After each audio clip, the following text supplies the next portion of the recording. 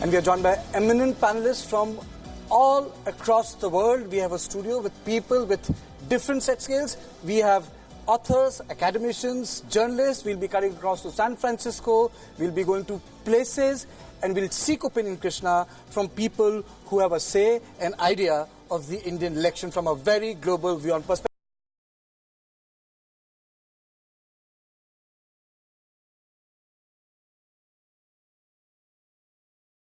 London School of Economics, R.K. Upadhyay, senior journalist, and Francois Gauthier, again, author, journalist, and a commentator.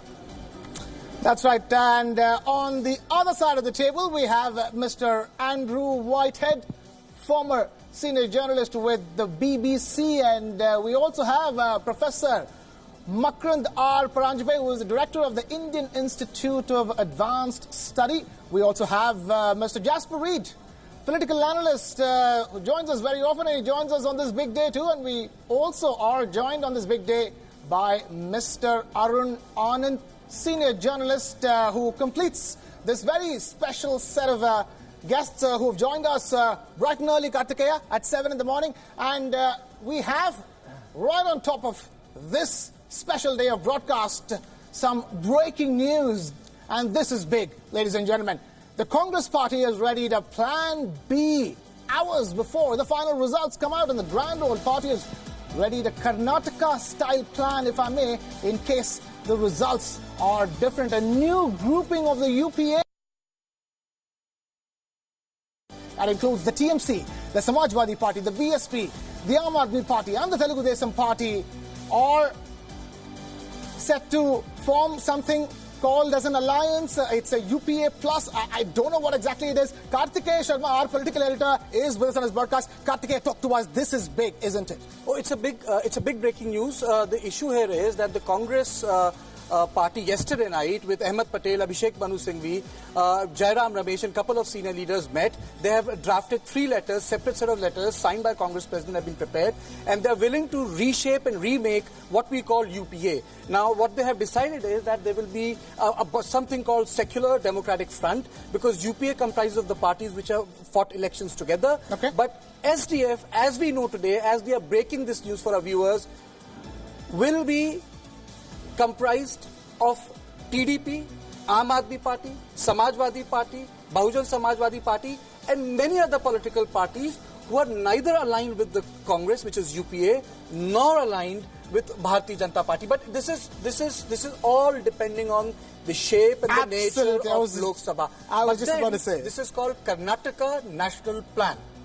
Like the way the Congress and the JDS came together, the two parties which fought elections against each other coming together for the sake of forming a government. And many would say that this is, this is opportunism in politics. But then, if you look at Indian elections, if you look at 1989, if you look at 1996, left supported VP Singh, enough and more examples of opportunism. Absolutely. So, first comments from you, Andrew. What do you make of this news?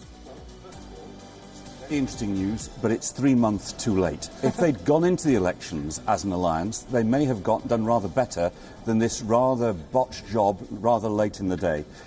The Karnataka model seems to be falling apart, so the JDS Congress alliance in Karnataka is in poor health at the moment. It's riven by dissidents.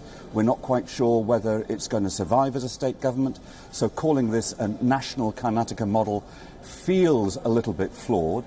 And I'd like to hear from the parties which are supposed to be constituting the SDF. So I'd like to hear from Akhilesh Yadav, I'd like to hear from Chandrababu Naidu, I'd like to hear from Arvind Kejriwal. I want to know whether they're really on board or whether this Congress Plan B is actually one in their own heads, but one that they haven't shared with their would-be allies. Right. I have to say that that piece of news has brought about a wide variety of reactions over here. All of you seem to be having a smile on your face. I'm going to go with one smile at a time. Quickly, Professor Makrand Paranjpe.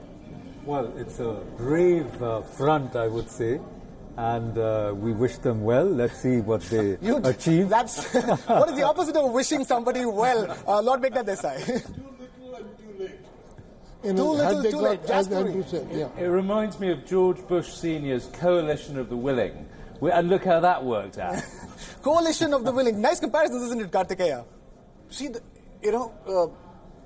necessity is mother of all invention. Absolutely. And the problem for the Congress party and the Gandhi family is survival, Yeah. because if the whole number comes below 60 seats, then it will all impinge on how Rahul Gandhi is perceived. No one has failed so much as Rahul Gandhi. So, Mr. Upadhyay, your comments on this SDF being born today, the probability of SDF being there? We are looking at what happened with the National Front in '96 when Mr. Deve Gowda, bringing just 16 MPs from Karnataka, became the Prime Minister. Nobody thought he will be, and he did.